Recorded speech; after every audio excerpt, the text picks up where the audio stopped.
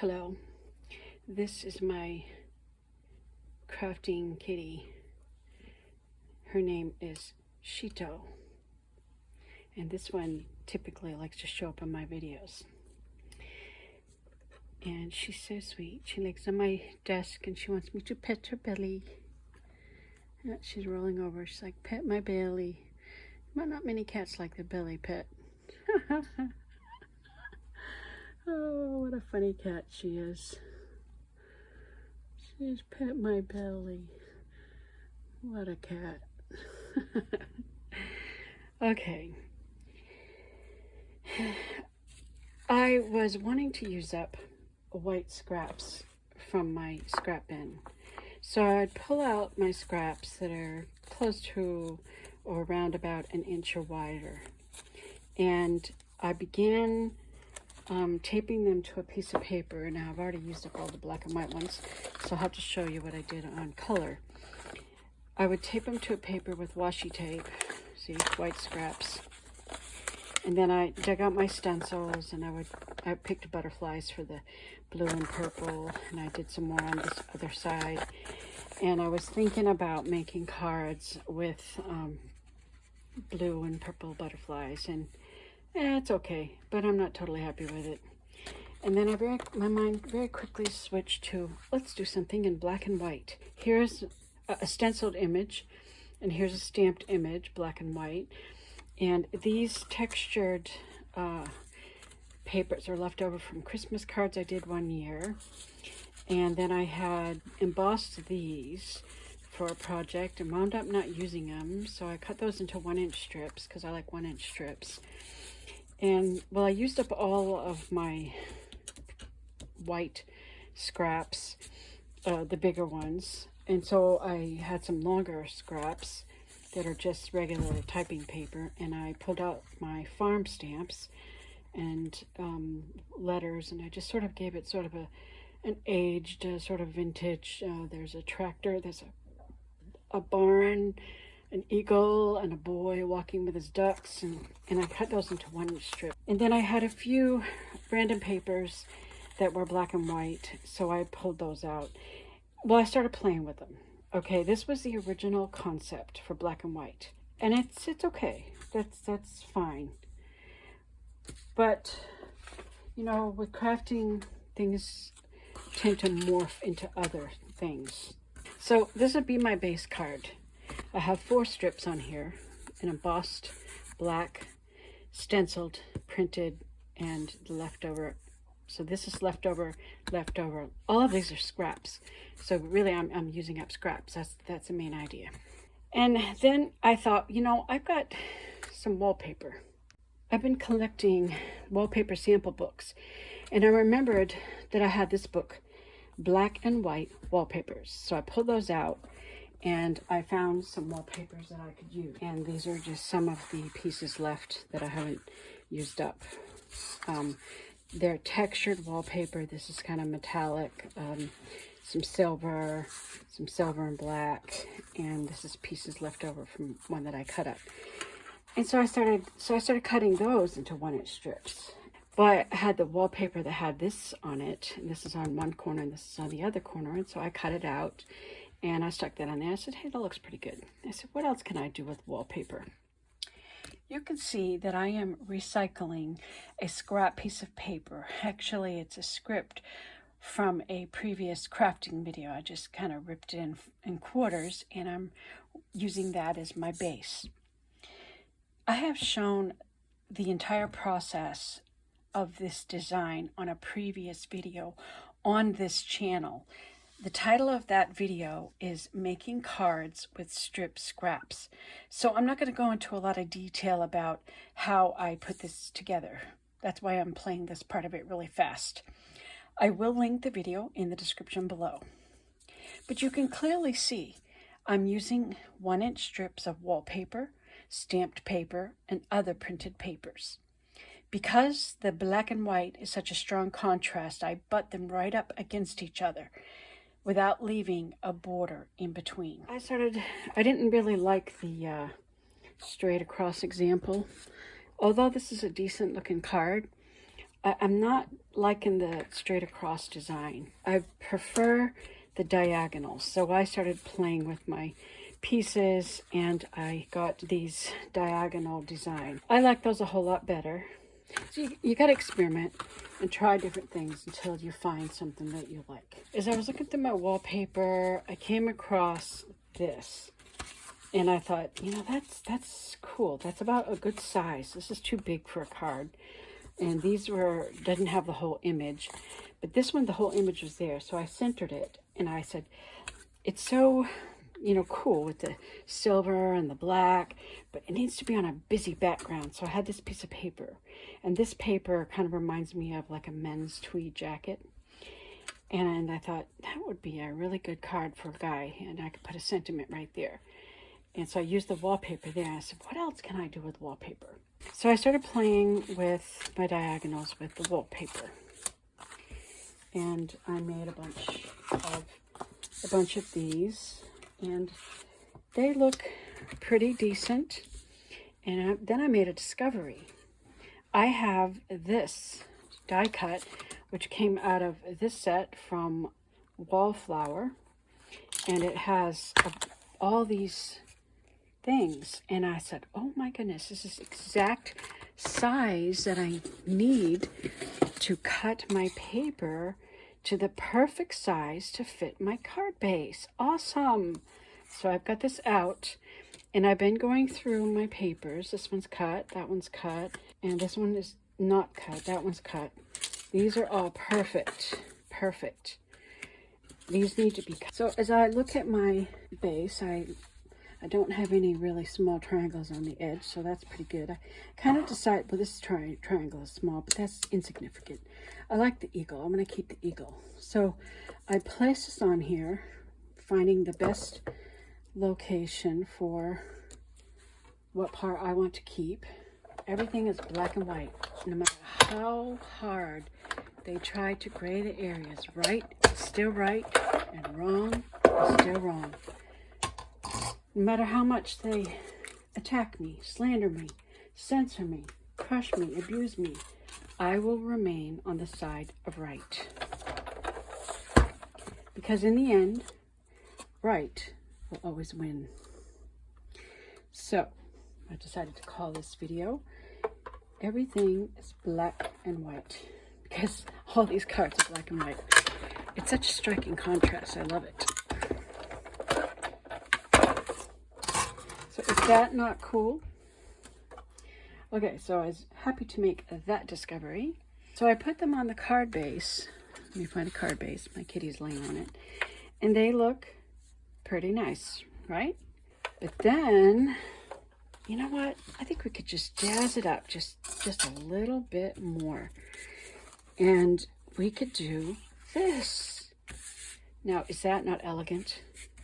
Elegant in a masculine sort of way. I mean, all of these colors, the textures with the wallpapers and printed papers I made and embossed papers, all the different textures. I just think it adds a nice elegance. Make a great card for a guy, birthday, anniversary, whatever. Great guy cards. Very beautiful in a guy sort of way. I just have to put a white cardstock inside. Or unless I put the letters in silver or white. But that's just cool. That I'm happy with. So that's what I'm doing with all of these. So I took 2 of the frames, taped them together with some washi tape, and I keep them always together like that now because that is a standard size. It's perfect for a regular card base. And then I center it on my base, make our sandwich, and this will cut out just a little piece that will make the card that much more exciting. So that's going to give me 3 pieces. And something could be done with these. Not sure exactly what, but I will probably come up with something to do with these. You know, maybe kind of layer maybe 2 of them. I don't think you can get 3, maybe 2, and figure out a way to use that. I will use these, so I'm going to hang on to those. But that tiny little piece cut out makes a dramatic touch to this whole card. Just having that little frame right around there. It's so elegant. Now I want to show you how it looks on white. Personally, I prefer the black because I'm sort of thinking guy cards. And this is what it looks like on white. Not bad, but I think the black adds an extra elegance to the design. And so now I'm going to turn all these into that because I'm super happy with that. It was an evolving process to get there, but that makes me happy. I hope you enjoy that.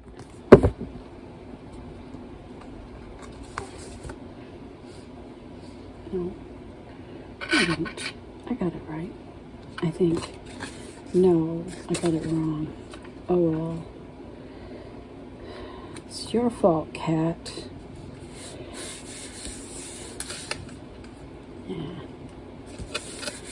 Yeah, it's your fault. It should be this way. The card opens that way. Well, if I tip it, the card this way, then this picture will be right side up. There's no saying the card has to be portrait. It could be landscape. So what do you think? Do you like it? You like it? Yeah? It's got your stamp of approval? Yeah, she approves.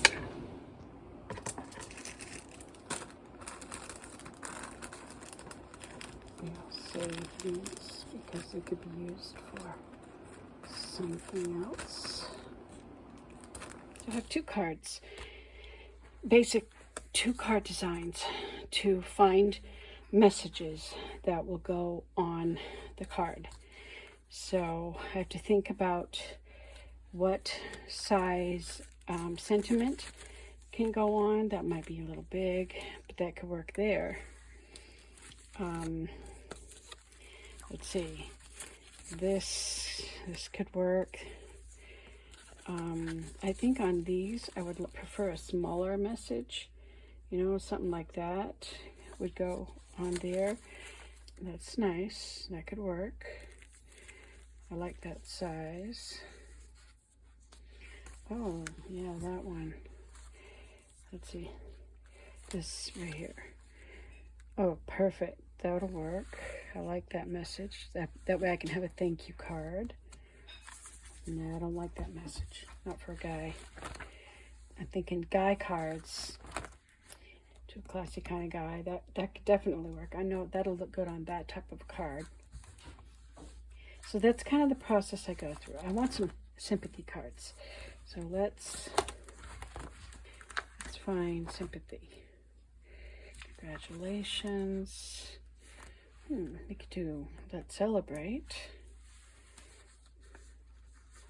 This is good. That would fit in the little rectangle. Okay, with sympathy.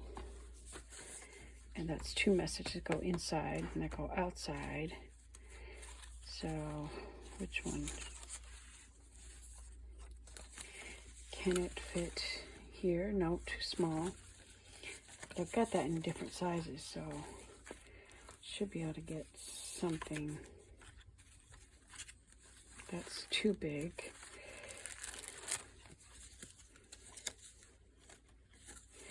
Can that fit?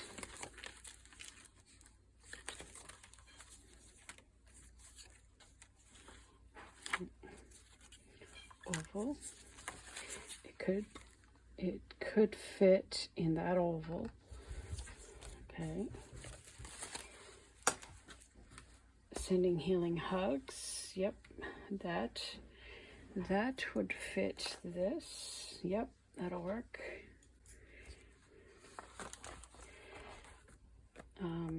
Retirement. Let's see. That's kind of big. Would that be this? Is that too big? Yeah. I don't know if the next size down would be too small. It's tight. Very tight. I'll think about that. This one would be nice because you could have a graduation card. That could work. Okay. Okay, so then what I do is I pick out my sets and I get my stamps ready. I got my stamps ready and I got the die cuts that would fit each one. This will go to that or that. It almost could fit this, but no. This can go with that or that for birthday.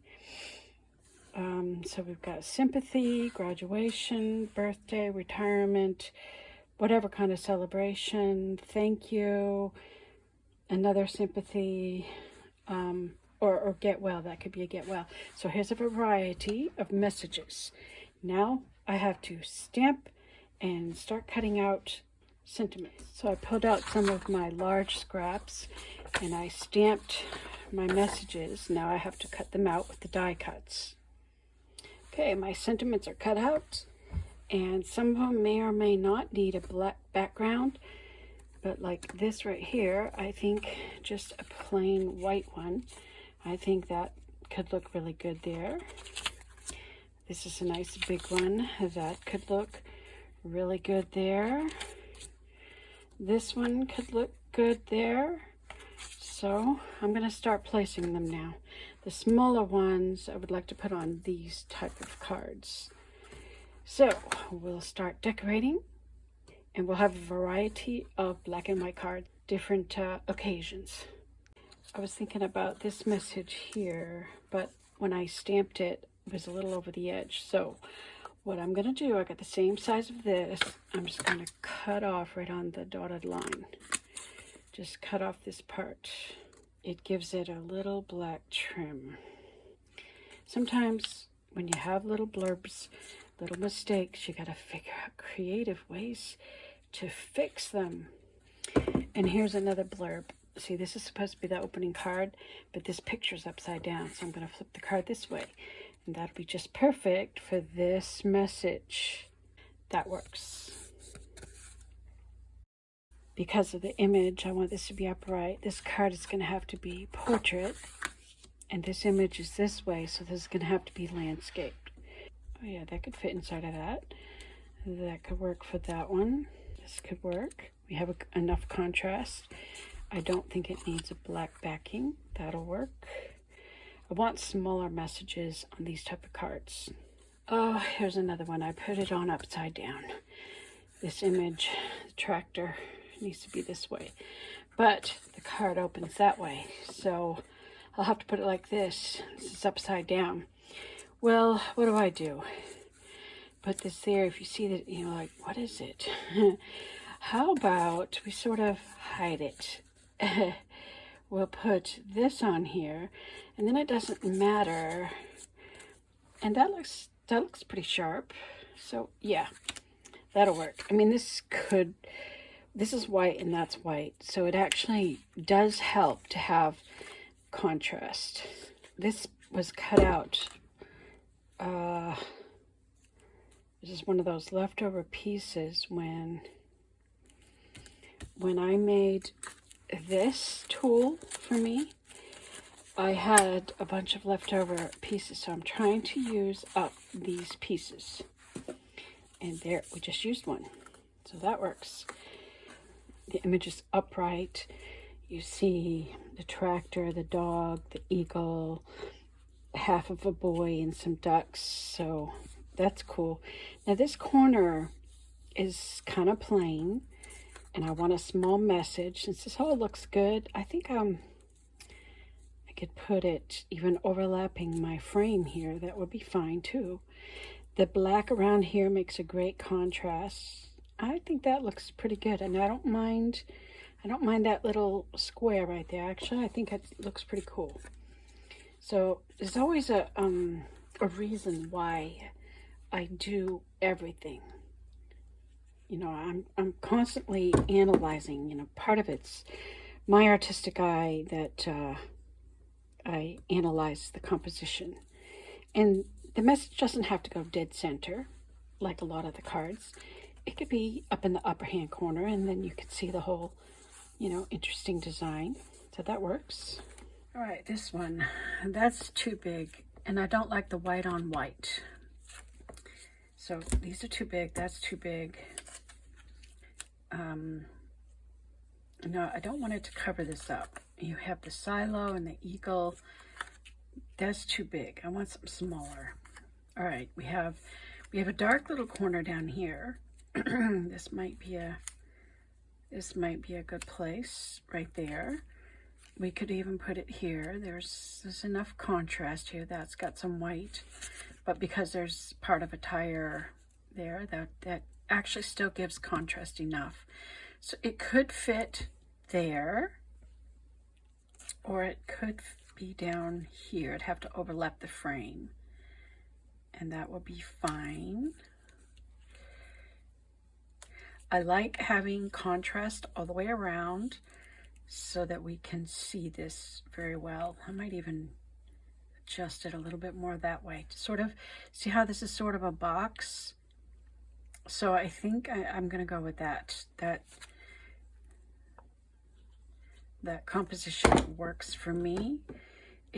Because it's enclosed in this kind of a box with these two dark colors, it makes it seem like it's centered in the square, even though it's only a little bit on this side and a little bit more on this part of the frame. But the box right here, that's what the space around it makes it work. So that works for that one. And see, that's how I go through and I analyze. We have a lot of black and white here. Let's see. It's kind of plain. We could put this here and you could still see the black stripes. That could work, but we got white up here, white on white. Down here, it could kind of work. You have some gray here. You have contrast all the way around. I think that could work. Not sure. This area right here is kind of plain. Maybe I need something smaller. So none of these. All right, I'm going to put that aside because I'm not sure about it. Let's go to the next. I could break this stripe up right here. But I don't know. I don't know that I want to put anything too big. That could work. But is it too big? No, I don't like this white on white. I think I need something smaller that could kind of work. Let's see, what if I offset like this? Just add a little bit more contrast. I could. No, I'm not happy with that.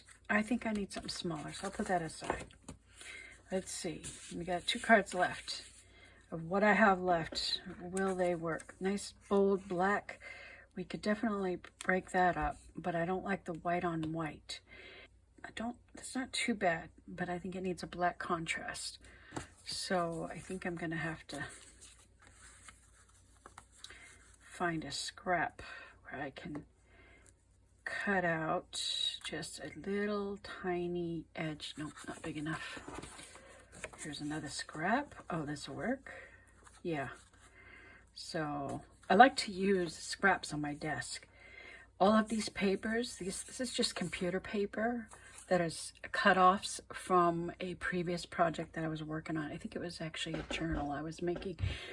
And so I'm trying to use up them. A lot of the backings of these were scripts for other videos. Yeah, that's great.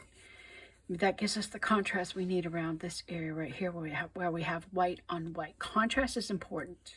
So even though these were thrown together, you know, kind of, kind of randomly. No, every card is absolutely different, even though it may have some of the same papers.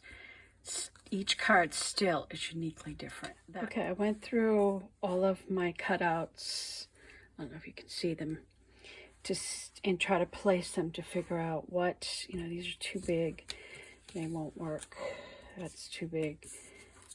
I don't think I'm going to use that. That's too big.